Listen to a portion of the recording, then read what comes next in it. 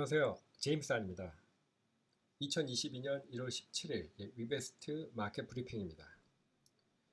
자, 먼저 시장 상황을 알아보기 위해서 제가 심혈을 기울여 개발한 남들 놀 때 일하고 남들 일할 때 일해서 고심해서 만든 그 올빗 엔진이 판단한 마켓 스테이트예요. 보시면 지난주 상황하고 크게 다르지 않아요. 계속 약세장을 보여주고 있습니다. 자, 그렇다면 이 약세장의 상황이 바뀔 수 있는지 그 가능성을 좀 파악해 볼 수 있는 마켓 드라이버 차트를 한번 보도록 하겠습니다. 자, 마켓 드라이버 차트는 크립토 시장에 중요한 영향을 미치는 이제 네 가지 요소들을 한눈에 비교할 수 있도록 같이 보여주는 차트인데 하나씩 보시면 가격은 횡보하고 있고요. 그리고 시장 참여자들의 수는 보시는 것처럼 지속적으로 감소하고 있습니다. 그리고 기관의 거래량, 그 다음에 일반 투자자들의 거래량, 지난주 초에 살짝 반등을 했다가 다시 이제 하락하는 모습을 보여주고 있어요. 그래서 그냥 단순하게 현재 나와 있는 데이터들만 놓고 상황을 판단을 하면 신규 참여자들 계속 줄고 있고 거래량, 기관 거래량이 줄고 있기 때문에 시장의 관심이 그렇게 크지는 않다.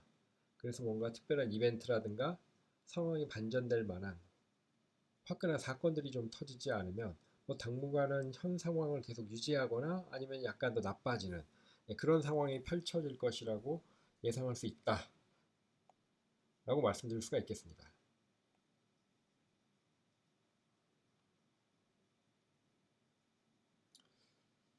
자, 이제 여기서 좀 한 가지 같이 살펴볼 것은 지금 보시는 거는 오픈 인터레스트 차트인데 우리가 트레이더를 얘기를 하면 보통 두 가지 타입으로 얘기를 할 수가 있어요. 첫 번째는 이제 스팟 트레이더, 그래서 일반 거래소에서 거래를 하는 사람들.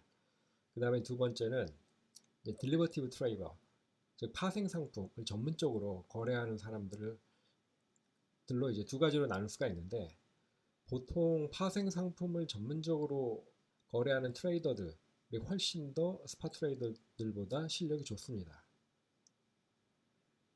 이 파생 상품 딜러들 같은 경우, 트레이더들 같은 경우에는 거의 대부분 예외 없이 레버리지를 사용을 해요. 그게 째째하게 50%, 20% 이런 정도의 레버리지를 사용하는 것이 아니라 5배, 10배, 20배 상당히 높은 수준의 레버리지를 사용하는 사람들이기 때문에 만약 이 사람들이 실력이 없었다면 진작에 거지가 됐을 겁니다. 그리고 더 이상 시장에서 파생 상품 트레이더로 활동을 못 하겠죠. 그래서 오랜 기간 동안 계속 파생 상품 트레이더로 활동을 했다라고 하는 것은 그 사람이 시장을 보는 눈이 그만큼 있다. 나름대로 일가견이 있다라고 얘기할 수가 있어요. 그래서 우리가 시장의 동향을 살펴볼 때 일반 거래소에 있는 자료를 보는 것도 도움이 되지만 우리가 한층 더 업그레이드된 좀 더 시장에 심화된 그런 내용들을 알고 싶다라고 하면 반드시 파생 상품 마켓의 지표들을 확인을 해봐야 됩니다. 그리고 그런 파생 상품에서 가장 우리가 쉽고 그 다음에 많이 활용되는 게 오픈 인터레스트라는 수치예요. 이 오픈 인터레스트는 간단하게 말씀드려서 내가 어떤 계약을 계속 유지하는가 아니면 닫아버리는가를 나타내는 거예요. 오픈 인터레스트가 크다라고 얘기하는 것은 포지션을 계속 유지하거나 더 늘리는 사람들이 있다라는 것을 의미하는 거고 오픈 인터레스트가 작다라고 하는 것은 포지션을 닫아버리는 거죠. 즉 거래를 하지 않는 거죠. 오픈 인터레스트가 높다, 즉 거래를 계속 한다라고 하는 것은 시장에 대한 전망이 그렇게 비극적이지는 않다라는 걸 의미합니다. 우리가 시장이 정말 절망적이고 좋지 않다라고 얘기하면 거기서 빠져나오려고 하지 거래를 하려고 하질 않거든요. 그래서 오픈 인터레스트 레이트가 높다라고 하는 것은 그만큼 시장에 대해서 긍정적으로 또 관심이 많다라는 것을 반증하는 지표입니다. 자, 지금 보시면 이 화면에 나타나 있는 게 오픈 인터레스트인데 이 오픈 인터레스트는 조금 전에 말씀드린 파생 상품 트레이더들이 시장을 어떻게 바라보는가를 이제 간접적으로 알아볼 수가 있는 거예요. 이 수치를 보시면 오픈 인터레스트 값이 그렇게 많이 하락하지 않았죠. 거의 횡보하는 모습 이런 모습을 보여주고 있는데 이건 우리가 뭘 유추할 수 있냐면 정말 이 전문적인 실력 있는 파생상품 트레이더들이 시장을 안 좋게 봤다라고 하면 이 오픈 인터레스트가 떨어지는 하락폭이 훨씬 컸다라는 거예요. 근데 보시는 것처럼 그 하락폭이 그렇게 크지 않고 약간 횡보하는 모습을 보여주고 있다라고 하는 것은 지금 상황을 굉장히 비관적으로 보고 있다라기보다는 뭐 관망을 하고 있다라고 표현하는 게 좋을 것 같습니다. 그래서 이런 사람들이 오픈 인터레스트를 이런 정도로 계속 유지하고 있다라고 하는 것은 이제 앞으로 아니면 현 상황에서는 조금 더 시장을 지켜보면서 포지션을 더 늘릴지 아니면 줄일지를 관망하고 있는 상태라고 우리가 이해하면 괜찮을 것 같습니다. 그래서 아까 보신 것처럼 뭐 거래량도 줄고 시장 참여자들도 줄고 있지만 실제 전문적인 파생 상품 트레이더들은 뭐 시장에 대해서 아직까지는 뭐 확실하게 이거는 뭐 강세장이다, 약세장이다 라고 결정을 하지는 않은 것 같습니다.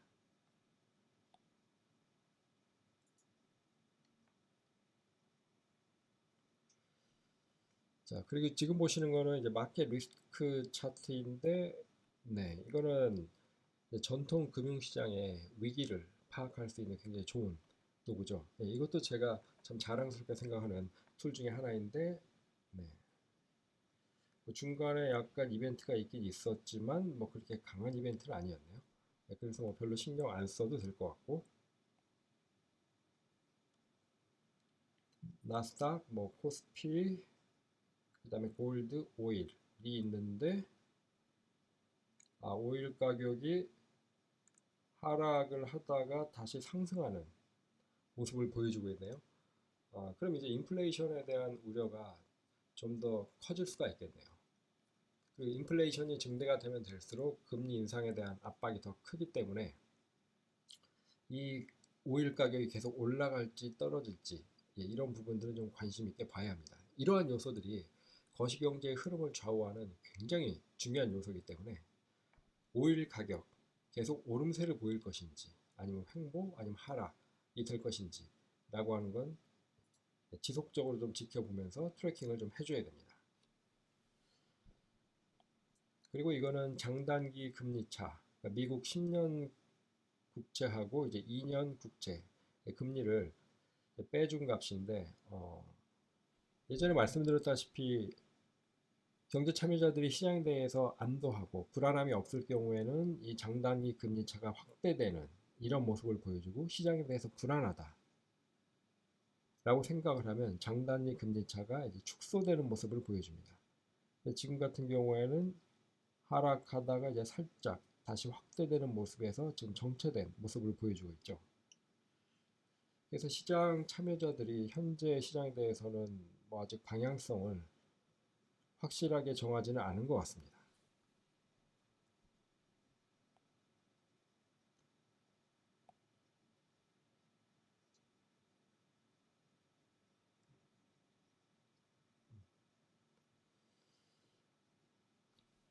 그리고 지금 보시는 거는 이제 업비트하고 바이낸스의 베타 차트인데 오늘 1월 17일을 기준으로 일주일 전, 즉 1월 10일부터 현재까지의 모습을 보여주면 베타 값이 바닥을 찍고 올라가는 모습을 보여주네요. 이거는 이제 스팟 트레이더, 즉 일반적인 거래소에서 거래하는 사람들이 이제 시장을 어떻게 보는가, 전체적인 흐름을 알 수 있는 이제 중요한 지표인데, 뭐 스팟 트레이더들 같은 경우에는 시장을 그렇게 나쁘게 보지는 않는 것 같습니다. 계속 상승하는 모습을 보여주고 있거든요. 근데 뭐 아직까지는 베타가 0보다 작기 때문에 조금 더 지켜보는 게 좋을 것 같습니다.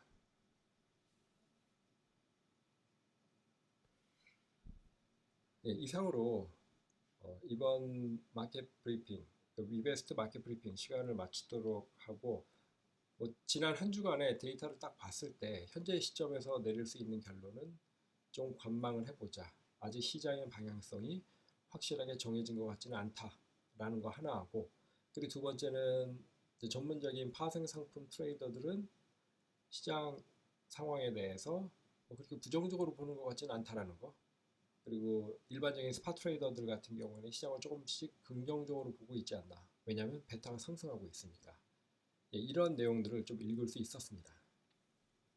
예, 다음 주에는 마켓 스테이트가 어떻게 변해 있을지 굉장히 궁금한데 오늘은 이만 마치도록 하겠습니다.